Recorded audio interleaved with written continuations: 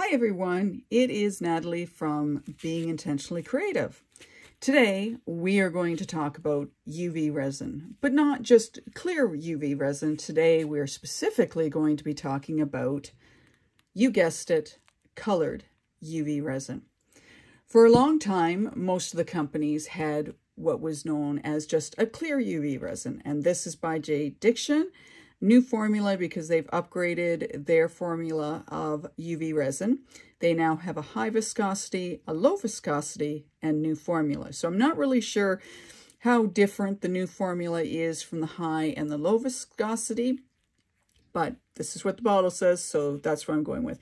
J. Diction is one of the brands that I really like to use. The other brand of UV resin, clear, is that by Let's Resin. Now, one of the interesting things is, as we've evolved over time, we can get the colored UV resin. And Let's Resin, along with many other companies, have come out with colored UV resin. So I thought it would be fun today to actually try out the Let's Resin UV colored resin and see how they look. Are they bright enough for us? Are they needing to have a little bit more oomph to them? So what we're going to do is we're just going to take, they've got 12 colors, so we're going to put one of each colors into this mold. I've chosen this mold because it's small, it's not very thick, and therefore I'm not going to end up using up a lot of the resin. UV resin is actually an expensive resin, and what makes it expensive is the fact that it cures under a UV lamp. So here's a small one I have by J. Diction. And you'll notice how this is off right now. If we turn it on, you can see how it changes to the color purple. And that's the UV function in it. And that will harden the resin. So what we're going to do is we're going to fill up these individual spots in this mold. We're going to cure it. And then we're going to take it out of the mold and we're going to see just how bright these are.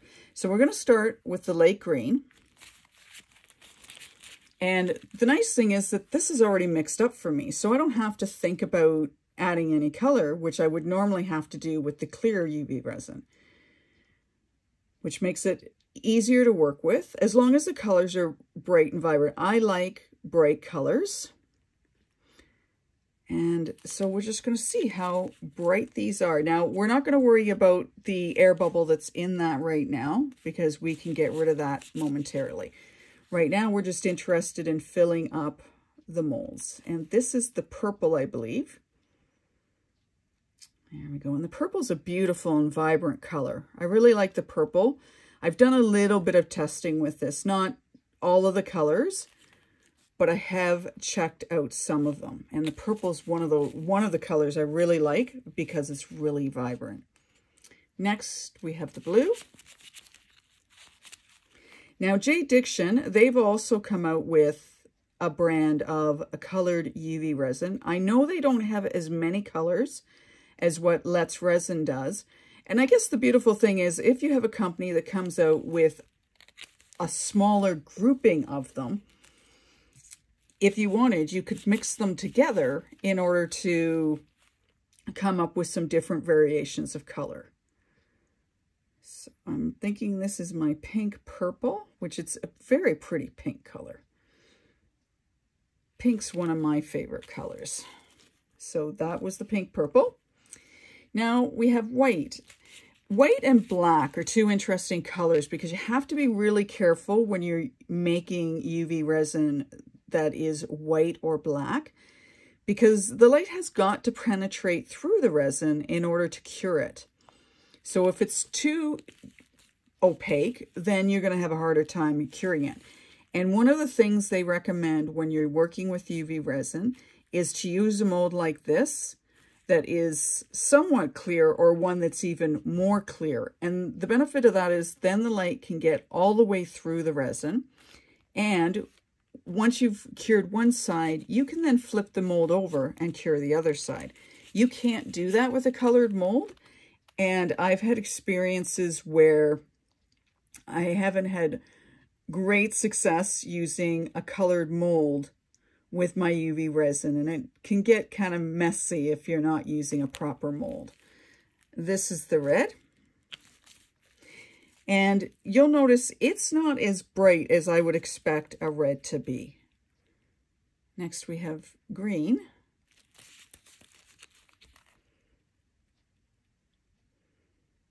So we'll just get that in here.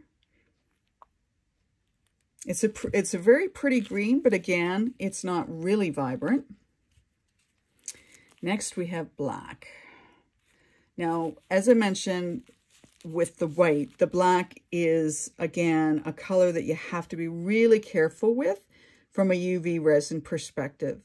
The light has got to be able to get through the resin in order to cure it. So if your resin, your UV resin that you've mixed up with a color is too opaque, it's not going to cure properly. Our next color is pink. If nothing else, I like playing with this because then I can have some fun. And I'm going to have to see what interesting ideas I can come up with to use these pieces in something. I've been working on making some resin rings, and I was kind of thinking it would be cool to put these on the top of them. Next is a caramel, as I try and twist it the right way. And put that in the heart. Now this caramel, to me, looks more like a peachy orange. And interestingly enough, they didn't do an orange specifically with these UV resins. Next, we have the peach.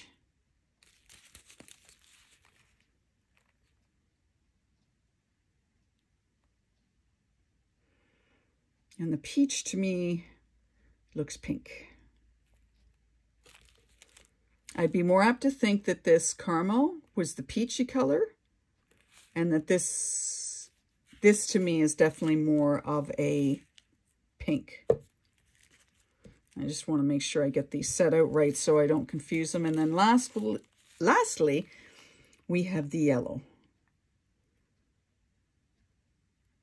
And again, what I like, this is a nice yellow. It's nice and bright, which is something I like. As I say, I like bright colors. And I don't mind that they're translucent. I just wish some of these colors, seeing them now, were a little bit brighter. Now I'm going to use a torch to get rid of my air bubbles on these. And it's always recommended that you go over your resin with a long neck lighter. I'm having trouble speaking today. And get rid of any air bubbles. The other thing that's recommended, and I've learned this from watching Steve Mcdonald Arts and Crafts, to go over and get rid of your bubbles, and then to let your UV resin sit for a couple of minutes just so that it can settle. I've had some experiences where if I don't let it sit for a couple of minutes, then when it cures, it actually pulls away from the side of the mold. And depending on what you're doing, you don't want that. You want it to be covering the mold completely and not coming into the center when it's being cured. And one of the ways to help with that as well is to cure the first time for about 60 seconds, and then once it's cured for that 60 seconds, then do a longer period of time. I found that has helped me out a little bit in avoiding it pulling away from the edges. And I don't know if it's because of the heat from the UV lamp that's causing it to do that, or because the UV product itself hasn't been allowed to sort of settle for a moment or two. That I'm not really sure of. I don't know the scientific reasons behind that. So I'm just going to really quickly, it doesn't look to be, but I'm just going to quickly again go over these with my long neck lighter. Oh, wow. And then what we're going to do is we're going to let these sit for 60 seconds under the lamp. So I'm just going to turn this on. for 60 seconds and let them cure. I may not have waited my full 2 minutes for that, but that's okay. So this is a small UV lamp. I actually have one that's about twice and a little bit more bigger in size than this one. This is great for this little table I've got. And that's another thing that has been changing over the last few years is these lamps. Again, a lot of different companies are coming out with them. There are some companies, Let's Resin is one of them. There's Resin Rockers is another one. And actually, it's been made so that you can cure from both the top and the bottom of the mold. So you're not just doing the top and then having to make sure that's okay before you flip it over. Their lamps are actually doing top and bottom at the same time, which I think is very cool. And they've got different time lapses that you can do. 60 seems to be the basic, and then they go up to 2 and 5 minutes. And the Resin Rockers actually has a wattage allowance on their machine, which is really cool. And I'm hoping at some point in time to maybe get theirs. So as you can see, we have cured these for 60 seconds. Now I have some imperfections in these, but I just want to see. Yeah, it's sort of set, but not really. So we're going to do this again. And once this is gone for its 2 minutes, we'll be right back. We're back. This had another 2 minutes under the UV lamp. And as you will notice, we'll just sort of let these bounce off. If you can hear that, this is just bouncing off of it. So I know this top is now cured. I'll be doing some more curing it. And then what we're going to do is we're just going to flip this over. And I'm going to put this under the UV lamp for 60 seconds. And then we'll take it out of the mold. I feel pretty confident that these are going to be okay. Now, one thing I'm going to recommend, and I'll show you to the best of my ability. When we take these out, the side that you can't see or that we're curing right now may still be a little, I don't want to say damp, but that's the best word I can come up with for right now. So you're going to be really wanting to be really careful when you're taking these out of the mold that you don't get your fingerprints on the resin because it will show up. And gloves are great for that, but I don't know if you can see, but there's sort of little knobs on these gloves, and that will transfer a pattern, if you will, onto your UV resin pieces. And again, it's really important too when you're working with regular resin that you make sure things are fully cured, or you're just extremely careful with them when you're handling them so as not to get your fingerprints on the pieces. So that's had its 60 seconds. So we'll flip it over and we'll very carefully take these out. Okay, let's see if we can. I'm getting that up, and then, yeah, you're not able to see. I'm too close, and I think my fingers are taking the color. So we're just going to put these down right side up, and then we'll,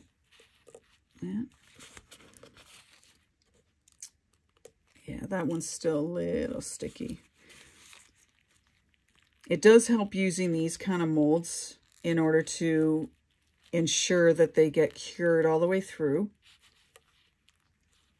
Oops. Got a little something under there. And we want to get these back out in the right way so we can decide whether or not, or what we think, decide whether we like the colors or not, whether they're too translucent or not, and whether they represent what you would consider to be the colors they've indicated. Oops, that one's still a little sticky on the other side.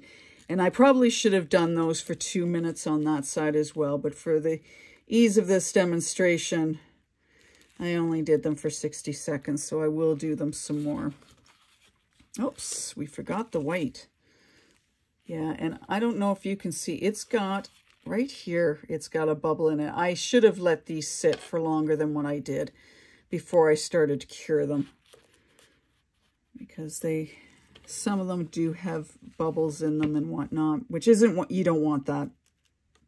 So if you have to let them sit for a couple of minutes, and what you can do because, well, I have dust in my house. I don't know about anywhere else, and I live in the country, and in the summertime, oh, it gets bad here when I have windows and whatnot open. So I'm going to recommend that if you don't already have, this is the bottom of a bottle, a water bottle that I have, and I cover up my pieces when they're curing, whether it be 2-part resin or UV resin, just so that the dust stays off of it. I don't know anyone who can completely avoid dust particles, and I think I've only seen one person actually mention a HEPA filter. But this is one way, and I keep some of my clear containers that are varying sizes that I get from the grocery store, clean them out really well, and then I use them to cover up my resin pieces. So that's just a suggestion if you want to reuse containers. Now, I am gonna take my gloves off because my hands are getting really warm right now. And then we can talk about these colors and what we think about them. Okay, so let's start with this. The lake green. So I will admit it has a lake-like color. And it's not as, well, I guess probably from a lake perspective, it's a nice color. The purple, I hands down love the color of it because it's a vibrant color and you know it's purple. There's no thought of it not being purple. The blue is the same. It's a very vibrant color and I really like it. The next color we had, trying not to get too much going on, is the pink purple. And I actually do. I like the color of it. I think it's more pink than purple, but I do like the color of that. Our white it's maybe not as white. When I look at the paper here and it's sitting on it, it's not quite what I would call white, but maybe if you put it beside or in a mold with another color, it might look more white. And I also wonder too if the depth of the mold. So I am getting to the point where I'm trying not to use UV resin in too big of a mold. And it's usually most people use it for making jewelry. So it's got a limited space that it's in. So maybe if you had something that was a little deeper than what this mold is, the colors might be more vibrant than what they are. So this is pink, which I agree is a pink. This is the black, which I'm very interested in, being that it is so opaque that it's curing as well as it is, which is a brilliant thing for a UV resin. Next, we have the green, which reminds me a bit of a lemon yellow. All right, lemon yellow. That doesn't make any sense. A lemon green. Beside that, we have our red. And it is a color I wish it was more vibrant, like the blue or the purple. Then we have our caramel. Again, as I mentioned earlier, it reminds me more of an orange than it would a caramel. A caramel to me is more of a brownish tone to it than what this particular one has. And this is our peach, which, as I mentioned, that looks more like a pink to me. And then we have our yellow, which I do like the yellow. The yellow is really nice. So there are some colors here that I really appreciate. I guess I have to say I probably appreciate the fact that they actually came out with colored UV resins. And they're just some of these that speak to me more than others. I think what I'm going to have to do is play with them a little bit, maybe put them into some earrings or something that's a little bit bigger than these and perhaps a little bit deeper so I can see whether that makes a difference. And maybe I'll do another video at a future date that has me using them in a thicker mold, a deeper mold. One thing, again, it's unfortunate because of some of the markings I have in these from air bubbles that I didn't get rid of before we cured them. So that kind of takes away from them. But in some cases, air bubbles actually make a piece look even more cool. Anyway, that is my test of the Let's Resin UV colored resin. I think it's so cool that they came out with them. Perhaps in the future they will make their colors a little more vibrant so that they're like the purple and the blue and the yellow. But again, to some people, these colors may be absolutely perfect for them. So what one person thinks of the colors, they may work perfectly fine for the next person. Anyway, that's it. I hope you've enjoyed this video. Like and subscribe. You can go over to my Facebook page, Being Intentionally Creative, and you will see other things that I've done over there.